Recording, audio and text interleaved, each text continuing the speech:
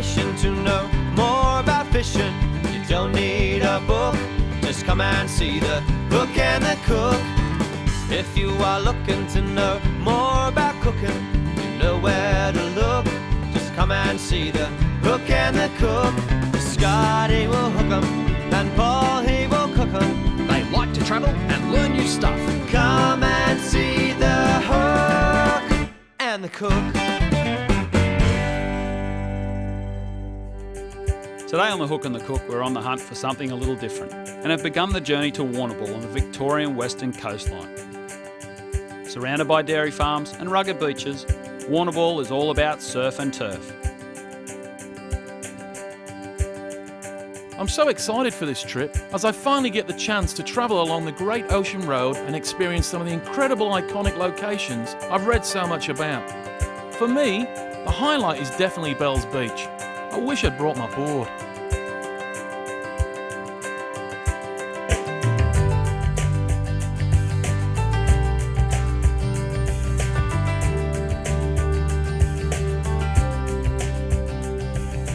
The Great Ocean Road starts at Torquay and winds along the coast for 250 kilometres through to Warrnambool. It is said to be one of the world's most spectacular coastal drives, passing rugged cliffs, wild beautiful beaches, through mountain rainforests and a diverse range of coastal townships. Hand-built by returned World War I diggers in honour of their fallen mates, the Great Ocean Road is also the world's largest war memorial, and the sense of freedom you feel exploring this coastline is a fitting testament to their sacrifice.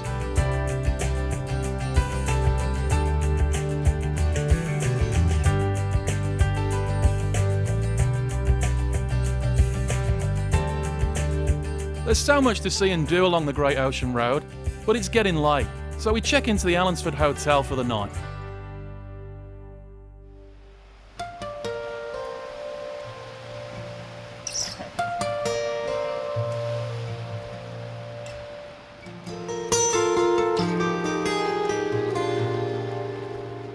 Well, it's our first morning in Warrnambool. It's a little chilly, but Paul and myself, being new to the area, decided to do a little bit of land-based fishing. And what's unique to these areas is these lovely big breakwalls that you see behind me here. So we're just out in the end, got a little bit of burley going, and hopefully going to get amongst it.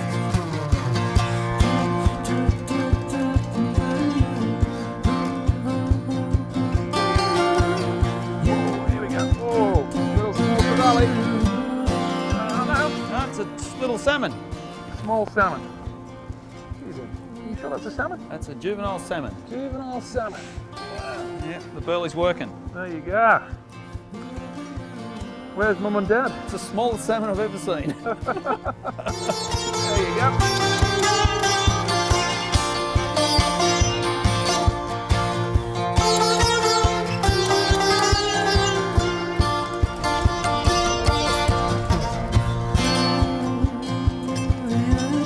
Yeah, another salmon. He's just said he's been on steroids, this fella. Yeah. If we get one big enough or someone else comes up through that trail, I might cook you up a bit of breakfast, mate. What do you That'd reckon? be nice. Some of these little salmon would be probably pretty tasty, I reckon.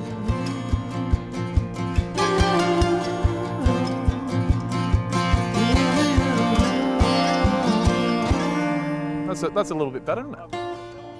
I'll tell you right now, mate, I'm starving. Why don't we give it a try? Well, I need a bit of breakfast, so why not? What do you reckon? Sounds good, mate. Reminds me of when I was a kid. Just fishing off the wharf. Still gives you that same little buzz, doesn't it? Yeah, it sure does. Eh? It sure does. There's another one.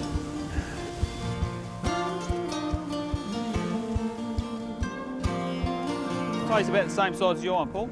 Yeah. So we might hang on to those too? Yeah, hang on to them, mate. Yeah. Well, I know for us New South Wales anglers, these little salmon are quite small, but down here they have a legal size of 210 millimetres. So we're going to hang on to these little fellas and see what we can come up with. I need to find a more sheltered spot to cook breakfast, and Scotty wants to try fish in a different area. So we find a lovely little spot on the Hopkins River where we can do both. People always underrate Aussie salmon, but I tell you what, these little fellas will do me just fine for breakfast. And with them, I'm going to make my version of an Italian dish that I like to call fish in crazy water. Firstly, I score the fish to help them cook quickly. then season them with salt and pepper. I prepare my pan with some olive oil and some rich local butter. I put the olive oil in there to stop the butter from burning. Now, add our fish, been seasoned. Straight in the pan. Just going to turn it up a little bit. We'll get that rocking and rolling.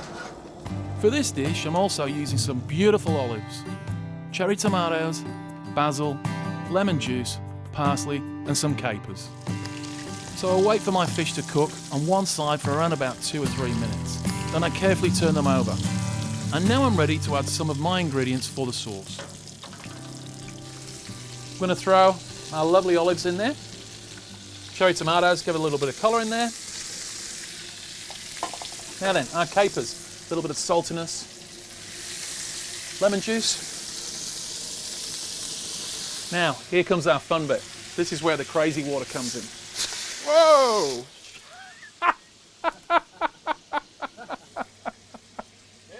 Now that's crazy water. Oh no. There we go. After adding my soda water, I need to do a bit of a clean up and also make the sauce to go with the fish. So the fish won't overcook, I take them out of the pan while I make the sauce. I turn the heat up, throw in some parsley, basil leaves and a knob of butter to help emulsify the sauce. Then I add some salt and pepper and leave it to reduce. Once the sauce is done, it's time to plate up.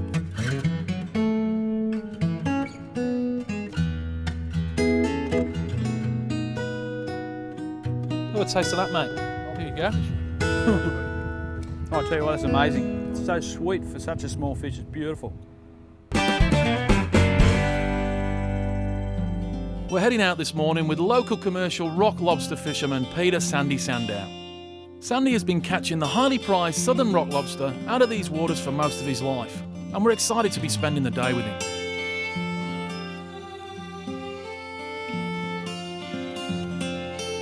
Before Sandy starts pulling his pots, he drops a line to catch a shark or two. So Sandy, how many lines have we got on here for the sharks? We're just shooting one long line with 40 hooks on it and hopefully pick up a gummy or a schoolie or whatever comes along, maybe a snapper if we're lucky. Yeah, and just different baits on there, squid, Yeah, mullet. We've got a bit of octopus, we've got mullet heads. That's about it usually. Just a nice cocktail down there. Yeah, give it a mixture, see what happens. That's good. I'll be interested later on, come back and pull the line and see what we get. Yeah, they call it shark lotto, so Shark lotto, I like that. hopefully there's something there. Once the line is dropped, we head off to start pulling up the pots. Sandy has 94 pots out at a time, with a kilo of bait in each. Each time they pull a pot in, they need to clear out the lobsters, throwing back any undersize and place the approved ones in a saltwater tank to keep them alive. The males need to be 110mm and 105 for the females, measured from the back of the carapace to the front. The easiest way to tell the females apart from the males is the females have a small claw at the end of the last pair of walking legs and an extra pair of flaps on their tail to hold their eggs.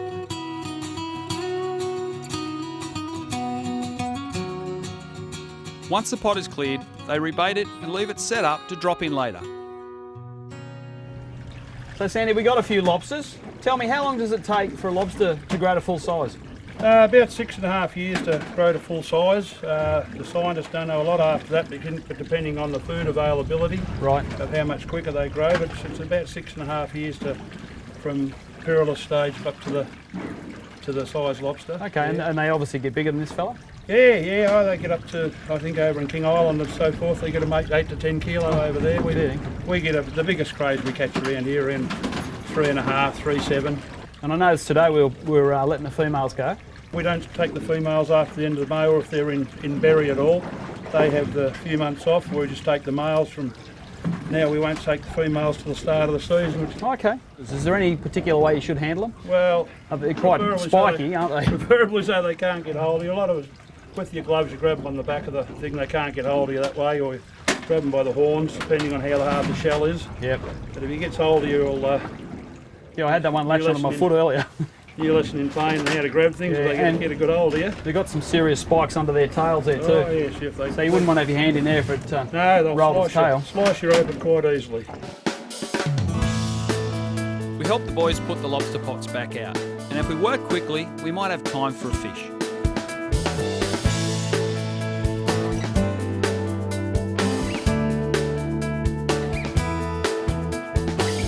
I'll tell you what, we're pretty lucky. We've talked Sandy into sparing 5 minutes to bring us into a little area closer to the coast, some nice rocky pinnacles. I'm using a simple paternoster rig, 2 droppers, 1 hose with prawns on them, and nice little lead. It's not real deep. And Paul's behind me working a soft plastic. So we'll see how we go.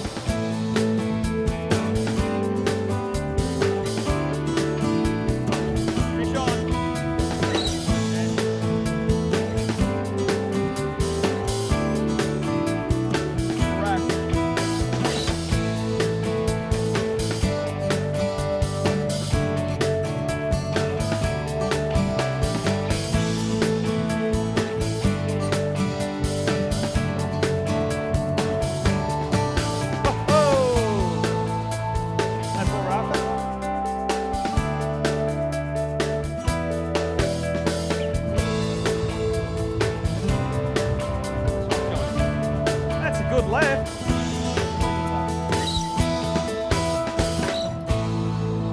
Fish on.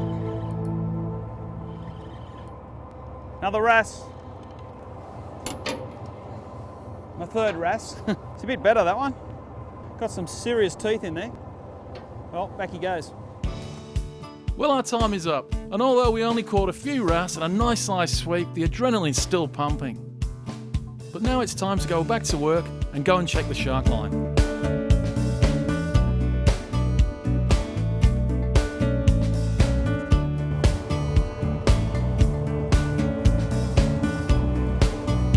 Oh, there he goes. All right, early this morning we shot 40 hooks, all baited up. Pretty much every hook came back to the boat bare. We got ourselves one nice gummy shark, about 4 to 6 kilo. After the break, we go from surf to turf. Now we have the surf part of our dish sorted, it's time to hit the turf. Warrnambool is renowned for its agriculture, in particular its dairy farming and associated milk processing. The Warrnambool Cheese and Butter factory, located at the end of the Great Ocean Road, is Australia's oldest dairy processor. Their local brands include the Sungold milk range and the Warrnambool cheddar cheese varieties. No stranger to industry awards, their Jersey milk has just been recognised as the champion milk at the 2013 Australian Grand Dairy Awards. Jersey milk is collected only from purebred Jersey cows, with naturally superior milk renowned for its creamy richness, high protein and high calcium. These attributes have seen it become a favourite for making coffees, baking and cooking. All the milk is collected daily from family-owned dairy farms in the region. We catch up with Paul, one of the young local Jersey farmers. You look a little bit young to be a farmer, mate. How old are you? I'm 23. 23? Are you sure you know what you're doing, mate? Yeah, I'm a 7th generation farmer, and yeah, the family's been doing it for over 100 years. So you definitely know what you're doing. Yeah, I'll tell Dad anyway that. That's very good. So Paul, tell me why Jersey cows? We find them a really easy cow to handle, that produce high quality milk and have a great feed conversion rate for profitability. How much milk do they produce a day? They produce about 20 litres a day, but being the Jersey cow, it's more the quality that we focus on, with the protein levels and the cream levels, which are great for cooking and great taste and those sort of things. I've noticed here you've got how green it is. It reminds me a little bit of the Channel Islands, where there's a very similar sort of climate that you get here. Does that affect the milk? Yeah, it definitely does help. We've had a great season this year, and we try and feed the cows on their natural diet of grass. Yeah. And that's the highest profitable way to do it. Yeah, well, there's plenty of grass here, mate. Yeah, no shortage at all. And do you drink milk yourself? Yeah, every day. I'll tell you what, mate, you're looking good on it. The cows come into the dairy for milking twice a day. The milk runs from the milking machine through pipes into a large refrigerated vat, which cools the milk down. It then travels by a refrigerated tanker to the Warrnambool Cheese and Butter factory.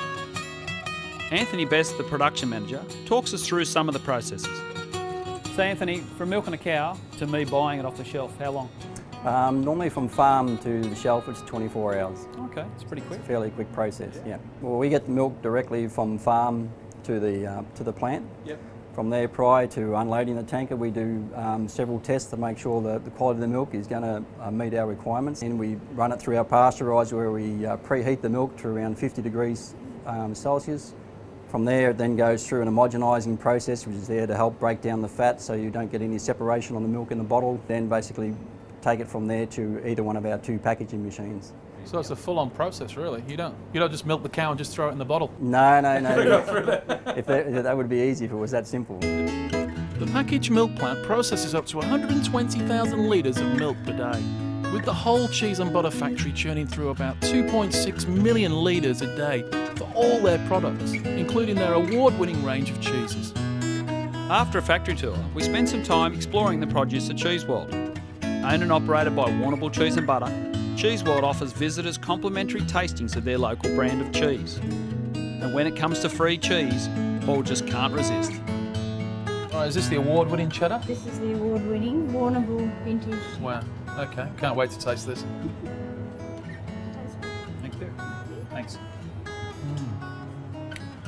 Beautiful. So this matured for about 18 months. Okay, and so all these other cheeses, are they all different? Are they the vintage as well? No, this is a matured, A bit milder. a bit milder.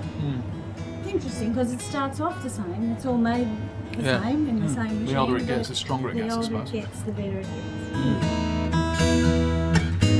gets. While Paul explores the different products and collects what he needs for his dish, I'll stay here and guard the cheese. The range of cheese here is incredible. It's like I've died and gone to cheese heaven. So far, the pepper and garlic cheddar is my favourite. What a great dimension of flavour to the lobster. Coming up after the break, I put all this fantastic dairy to good use.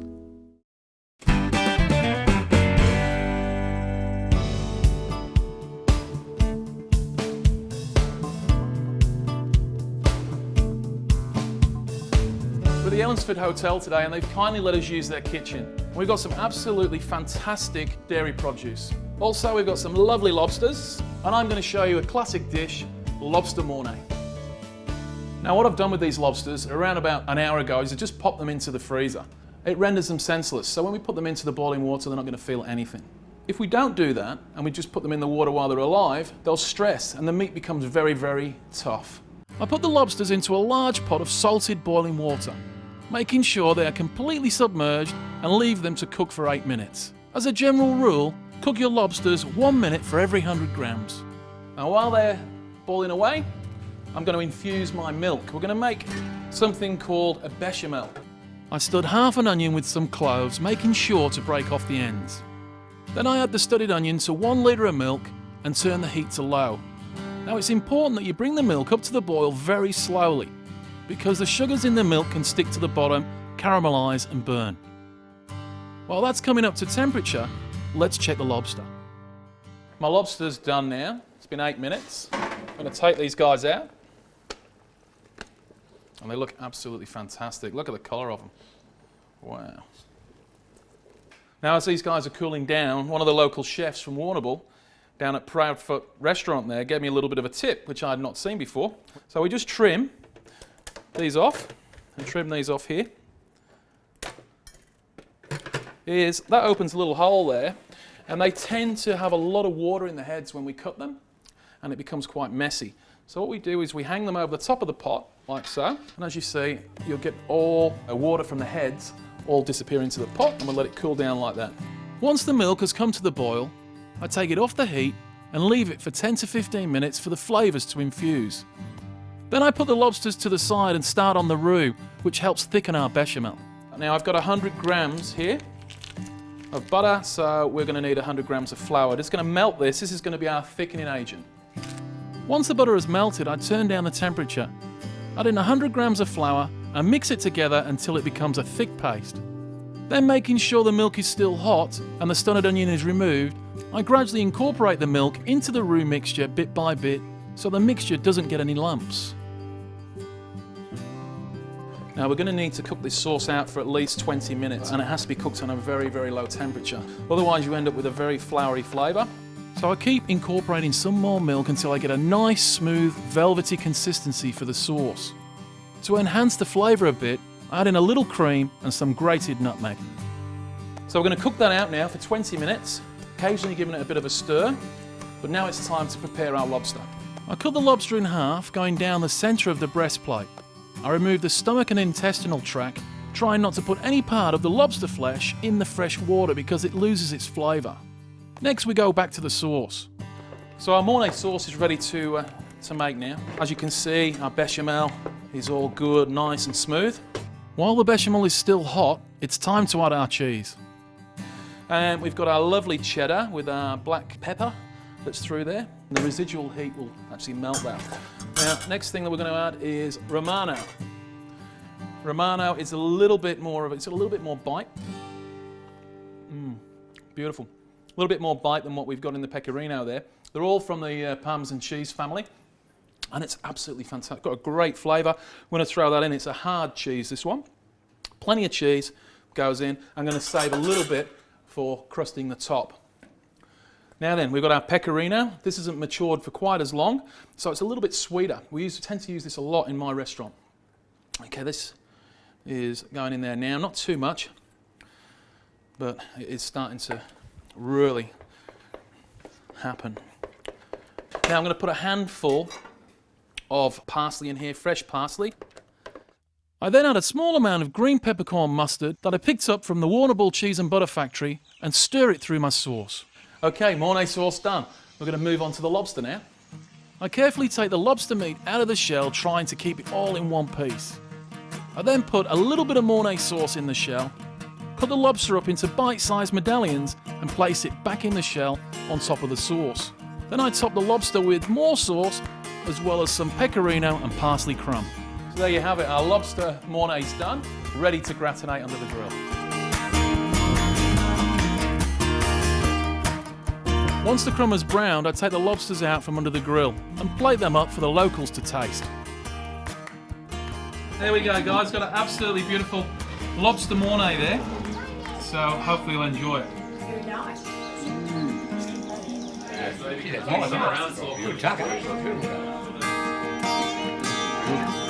Thumbs up for that one, mate. Thank you very much. We've had a great few days exploring the Warrnambool region. The locals have looked after us really well, and I've been able to tick off driving on the Great Ocean Road from my bucket list. Hold on, just let me pull my panties up. Ready? Ready. Yeah, I'd go the game. Right. I was a bit nervous there, let me tell you. Now he's got hold of me. I want to get you on camera, is that okay? Do you mind? We get you tasting it. Now you've got to say it's good even if it's shit, okay? Then you can tell me what you really think off camera.